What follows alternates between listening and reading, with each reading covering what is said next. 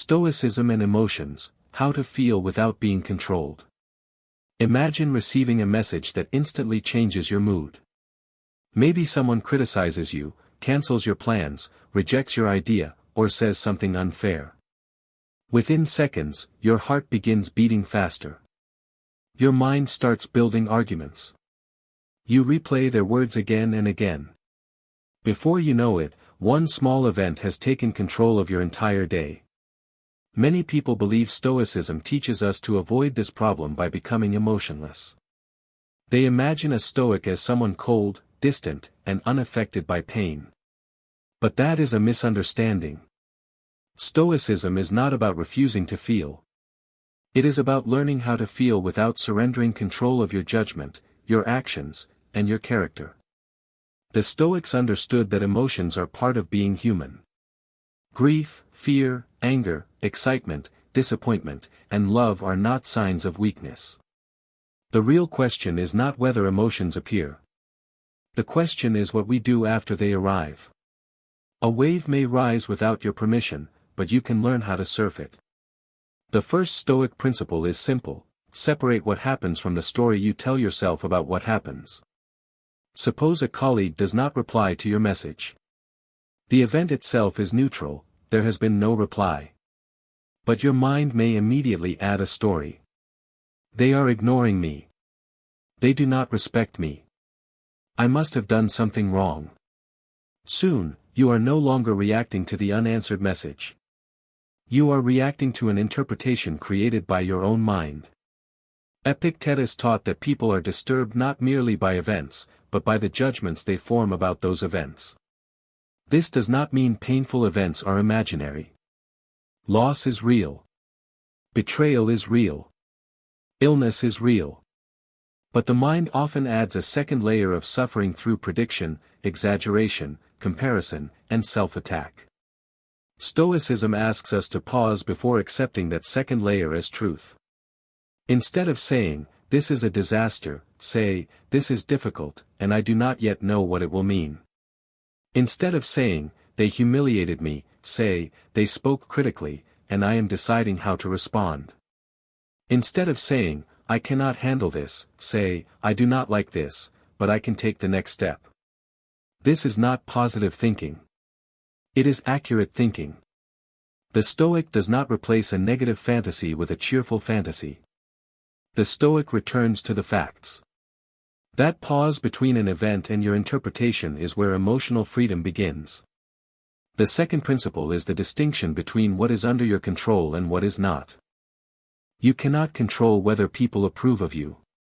You cannot control the past, the weather, the economy, another person's mood, or every outcome of your work.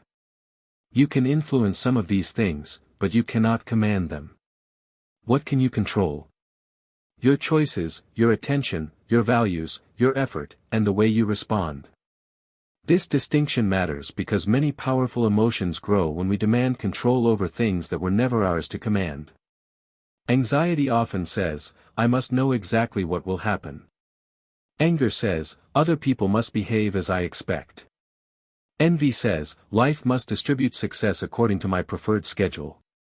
Resentment says, "The past must somehow become different." Stoicism does not tell us to stop caring. It tells us to invest our care wisely.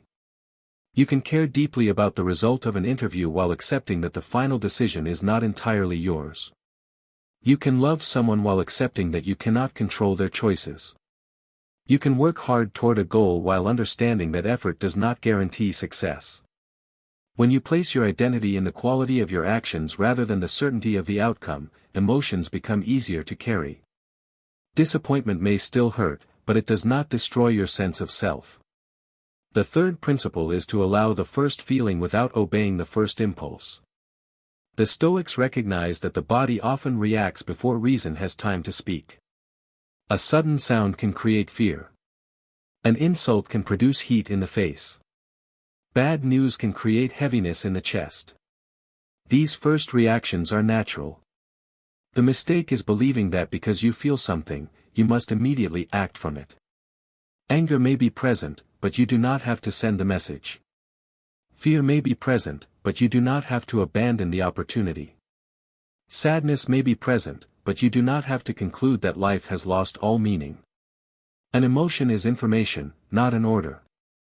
This idea is especially useful during conflict. When you feel provoked, create distance between the feeling and the response. Take a walk. Breathe slowly.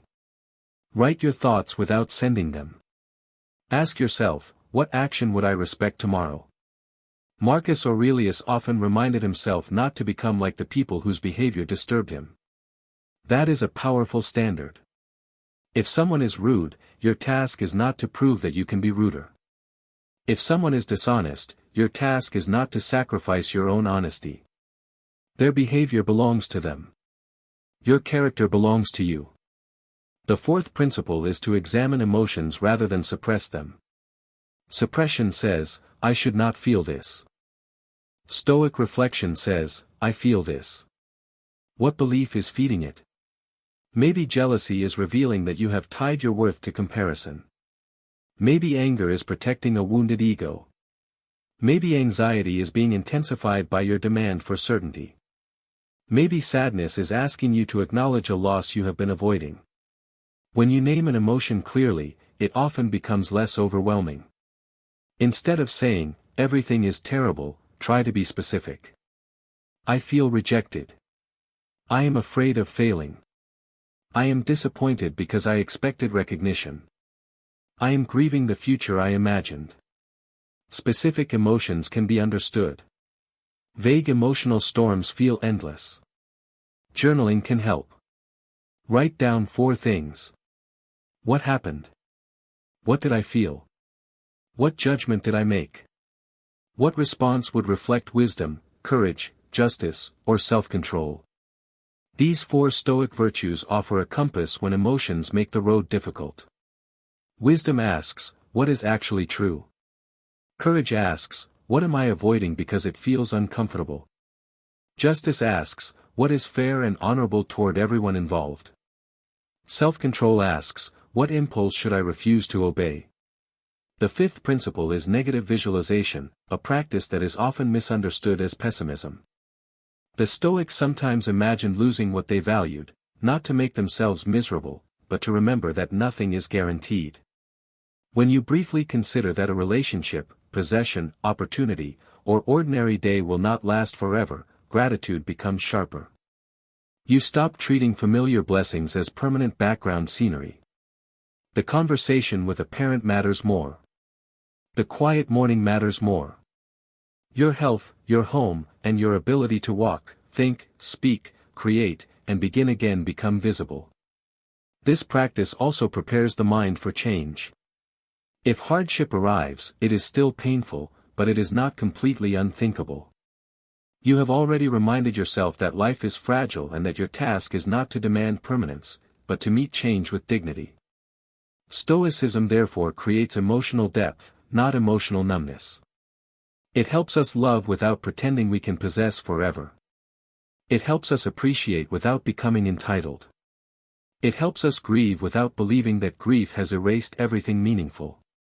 The 6th principle is to widen your perspective. Strong emotions often narrow our attention.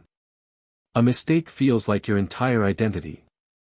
One argument feels like the whole relationship. One failure feels like the final chapter. The Stoics practiced viewing life from a greater distance. Imagine looking at your problem from above, your room, your street, your city, your country, and eventually the entire planet. This does not make your pain irrelevant. It places it within a larger reality. Ask yourself, will this matter in a year? What would I advise a friend in the same situation? Am I turning one moment into a permanent definition of myself? Perspective does not remove emotion. It gives emotion the right size. Finally, Stoicism teaches that emotional strength is built through practice, not through one perfect insight. You will still lose patience. You will still worry about things outside your control. You will sometimes say things you regret and believe thoughts that are not helpful. The goal is not perfection. The goal is a faster return to clarity.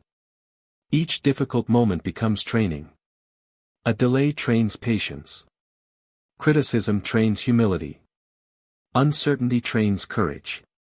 Temptation trains self-control. Loss trains gratitude. Difficult people train character. At the end of the day, review your actions without cruelty.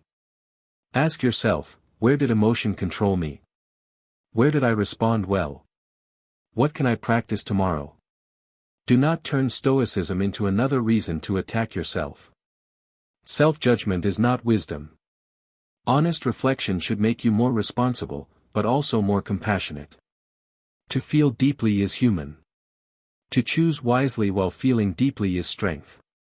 You do not need to eliminate anger, fear, sadness, or desire. You need to understand them, question the judgments beneath them, and decide which actions deserve your agreement. The next time a powerful emotion arrives, do not say, I must get rid of this. Say, this feeling is here. I will listen to it, examine it, and then choose my response. That is the Stoic path, not a life without emotion, but a life in which emotion no longer holds the steering wheel. You can feel the storm without becoming the storm.